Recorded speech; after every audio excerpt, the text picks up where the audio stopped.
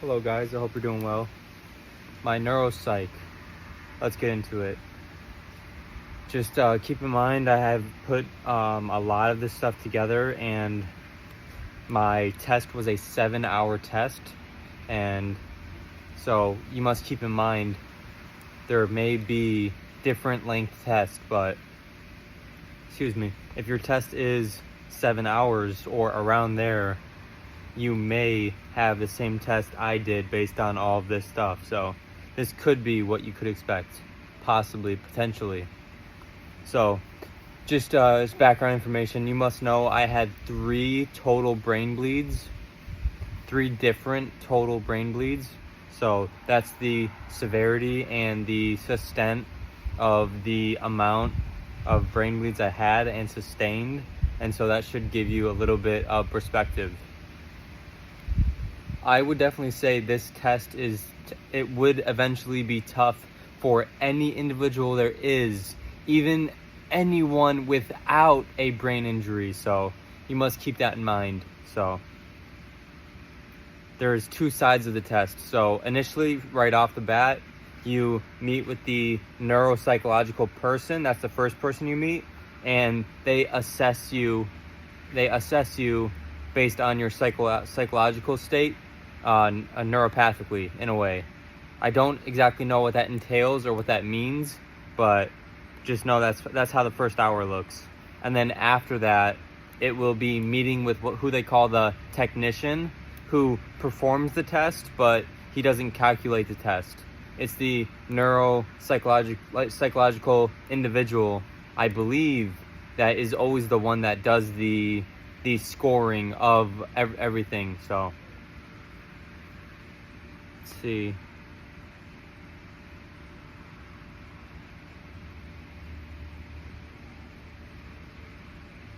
All right, first one was and this isn't in order. This isn't in order, as this test was Wednesday, September 11th, and today's 13th, Friday. So some of this may be not, it might not be in order because I don't remember exactly, but I do believe I have the vast majority of everything on here. So just keep that in mind. I will also put these all in the description, but it's important you watch this video all the way through to fully understand what it means by these said things.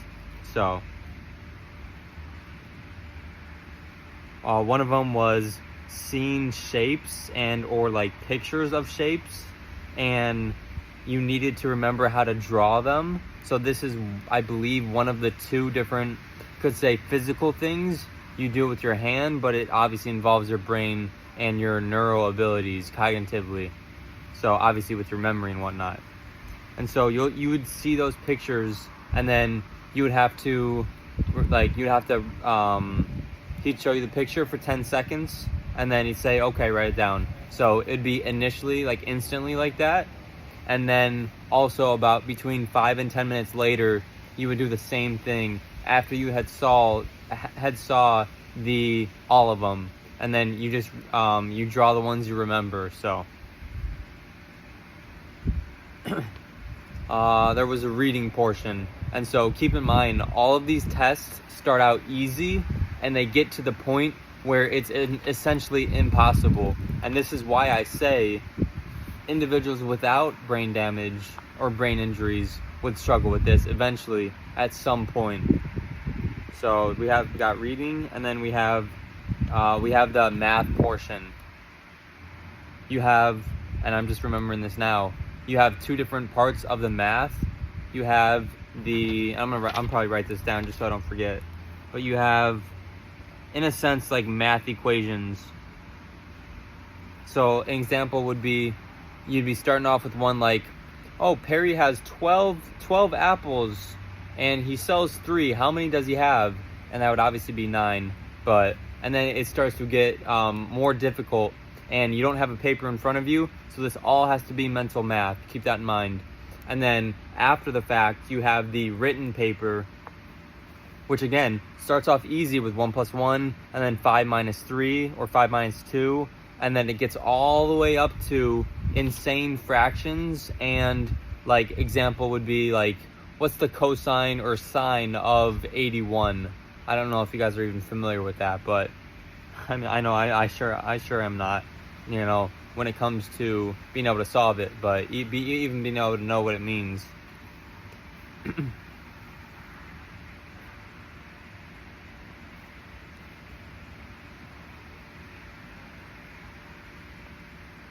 So the math equation is essentially like a real world, you could say, like, just you be able to problem solve, really, so it tests your ability to problem solve that without being able to write anything on the paper. So just short retention of memory as well. That's also what it has to deal with. So then let's see, we had a definition section. This one was definitely difficult. I don't know the span of like what the word started with and ended with. I can't recall the specificity of those words, but it was saying the definition and or what it meant in a way. So whatever you could give, the evaluator, the technician, was writing down. So the neuropsychological person will score that based on what the word was and how close you probably were. Spelling. So literally like a spelling bee. You had a paper in front of you. I believe there was 41 total, but he stopped at 32, and not because of any reason, but I was ready to keep on going, and that was really when it was starting to get tough, and I was ready to keep on going with the harder words, but I guess just for everyone, it just stops there, because it does get so difficult. So, and that's what he said, everyone stops there, even though there's 41 total on the paper. And then some of those words would be like, the easy ones would be like cook, and then hard ones would be like conscious. These two were both in there. And then also with the hard ones, these ones weren't in there, but it would be words such as deception or magnitude. So, and then eventually, it continues to get on harder. So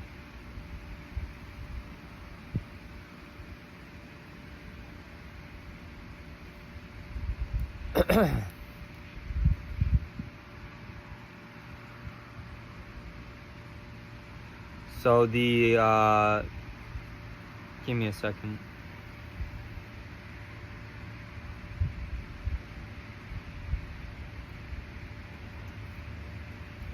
Yeah, so I don't have a lot of these written down, but as I'm starting to go through it, I'm starting to remember. So you had numbers. He would say it, and then you would repeat.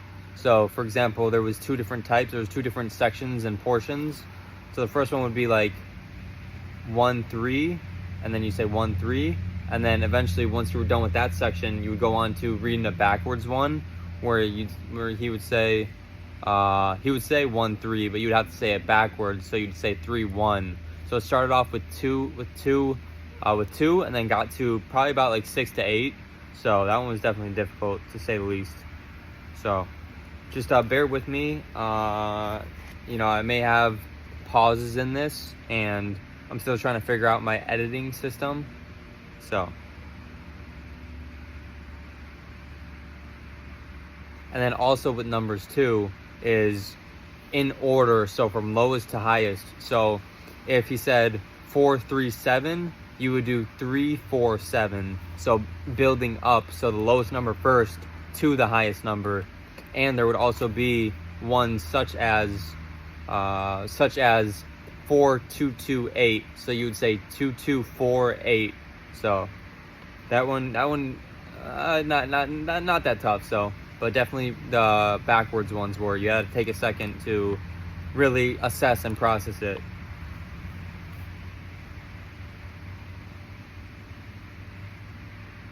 And then arguably the hardest one, in my opinion, was hearing a story that was, essentially a paragraph between, I want to guess, around 6 to 8 sentences.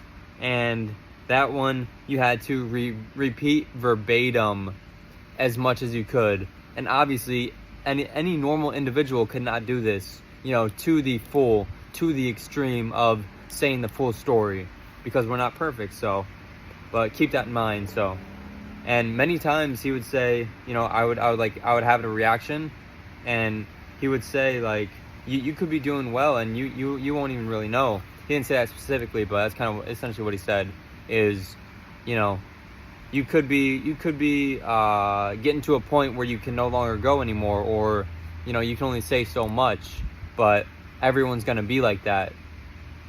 As once you take this test, you will see and you will be able to tell if you do. Created this video primarily for me, but also one other individual, and they'll know who they are. But, you know, especially just for the fact that, you know, I was looking up videos on what to expect, and there was really nothing. So, you know, it was very, very difficult. And I've always been told by my Marine instructor, prior planning prevents poor performance. So, unfortunately, I was denied by the Marines, but I did do ROTC in high school. All right, next one, let's see.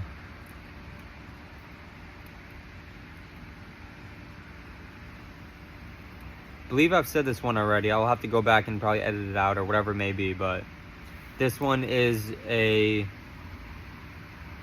physical matching of a certain picture with colored cubes, colored blocks that had, almost in a sense, like different shapes or different things on each side.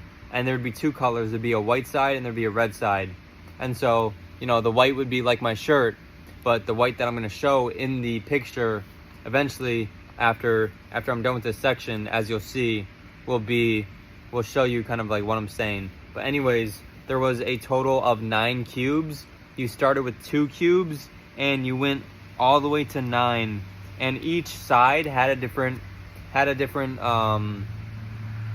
kind of like a shape, or you could say, or color.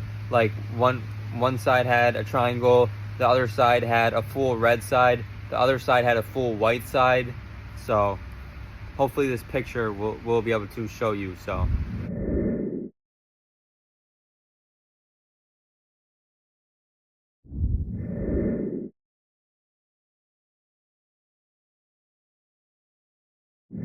and then also a difficult one would be, there was a list of words.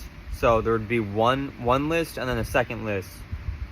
So this is short-term memory recall and also long-term memory recall. And when I say long-term, these are about between 5 and 10 minutes.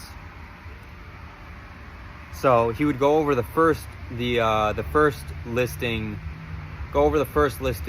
about 4 times, give or take, and mine personally would consist of words like cabbage, celery, spinach, truck, ironically motorcycle, boat, squirrel, zebra, giraffe, bookcase, bookshelf, desk, and that was the vast majority of those.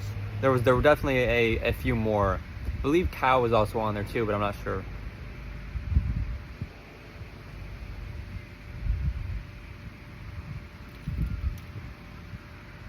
And then after he went through that about, probably between 4 to 6 times, there was basically a correct or incorrect that he would ask. So he would, and he would say the second list, but then he'd go back to the first after those 4 to 6 times.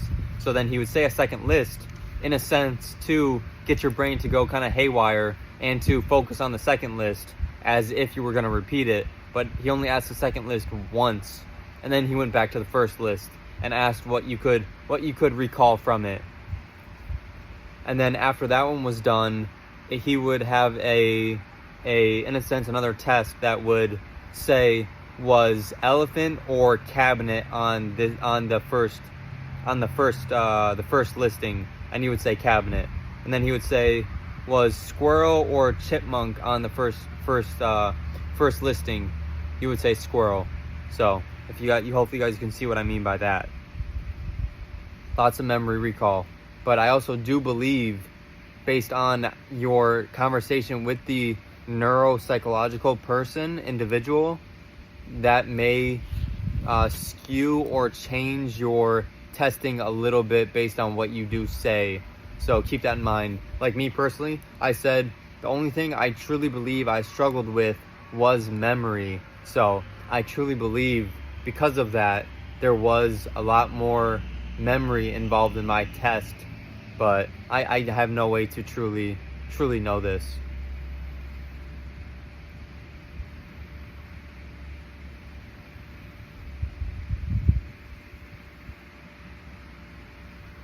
And then the very last one was patterns, and eventually I'll have to put up a picture to show you guys. And so patterns, different patterns you had to depict and to kind of, in a sense, figure out what the pattern was. And I'll show you a picture of what I have written down. And obviously the camera is flipped, so, you know, but either way I go, it'll still make sense, I would hope. And again, I'll also put up a picture on an example of what it was like. So there was 7 total sections of these patterns, and then the first one, for example, was, and this one I can only remember exactly and the specificity of it. So you also have to point to the number, and you have to say it out loud too. So you have to point to 1 through 4, whatever the pattern may be. And so the first one was Roman numerals. So make sure you know your Roman numerals, because that may come up, because that was the first. They're called subtests, and that was the first one. So it was all Roman numerals 1 through 4, and then it started to get a little bit difficult. So I'll put up the picture now.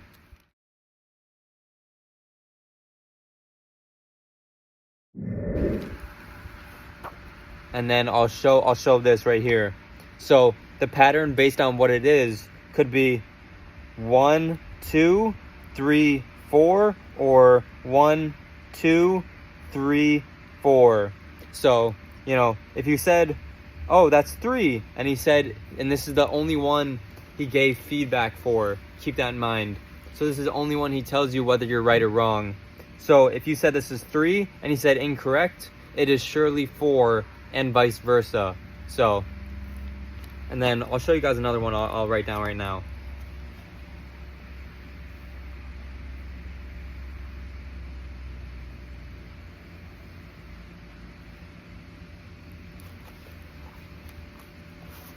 So this would be another pattern. So you can guess before I tell you, but this would be 3, for example, because you have 3 full lines and then you have 1 dashed. Yeah, that's a good. That's another one of the. That's another one of what these subtests were, and or something similar to that. And then eventually, obviously, as you get, obviously 1 was easy because it was only Roman numerals, and then obviously the seventh subtest was difficult. So again, same thing, how it gets difficult, or it's easy and then it gets difficult because they're trying to see where you are at with your problem solving and your understanding of how your brain is working, and in obviously all these different ways how you are doing cognitively. So keep that in mind. So yeah, this will definitely be a long video to edit, but you know, I'm happy to do it because again, this is for me and for a specific someone else, and also so I can tell people, oh, you know, this is how the test went and whatnot. So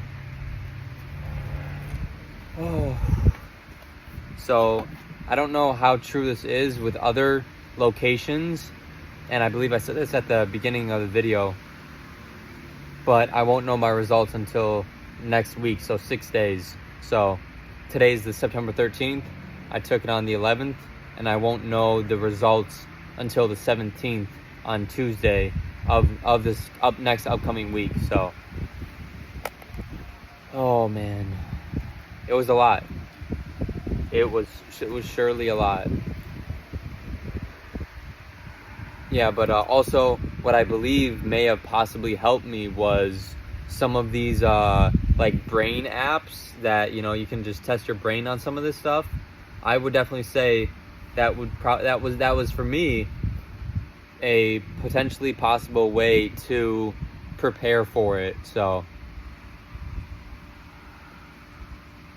I'll try to put a brain game in the description of one of the ones I used. So, but I believe it was called Brain Games, funny enough.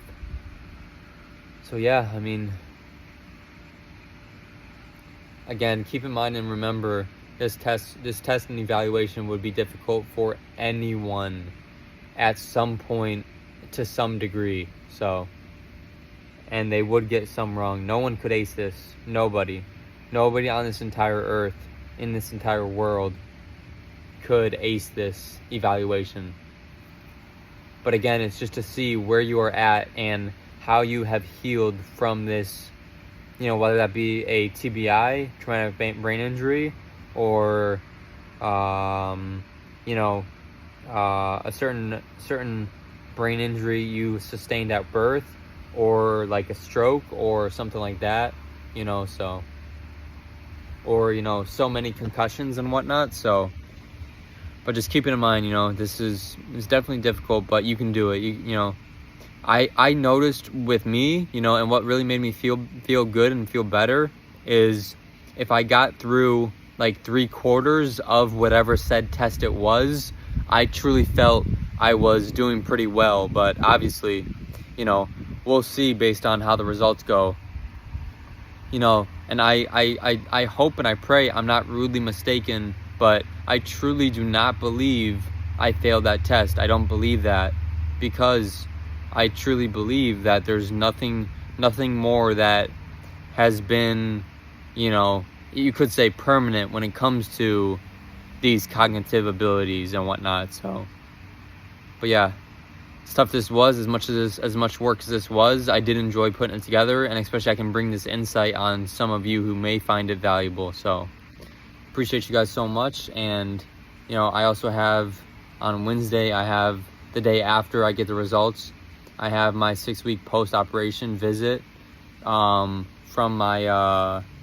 my surgery, and hopefully in turn be able to get cleared physically to go back to work, and then potentially that Tuesday also get cleared to go back to work for brain. And the next following day on Wednesday, when I'm in Chicago to have the 6-week post-op, I pray and hope that I can also pick up my paperwork for the clearance with my brain. So we shall see. And obviously I'll update this YouTube channel, of course, because I am logging my progress and the steps and the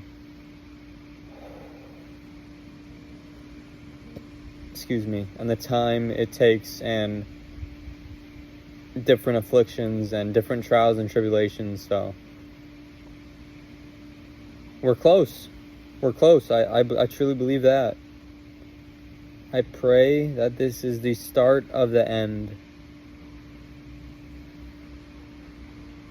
Appreciate you guys for watching. I hope you were able to take something away from this. Appreciate you guys, and take care.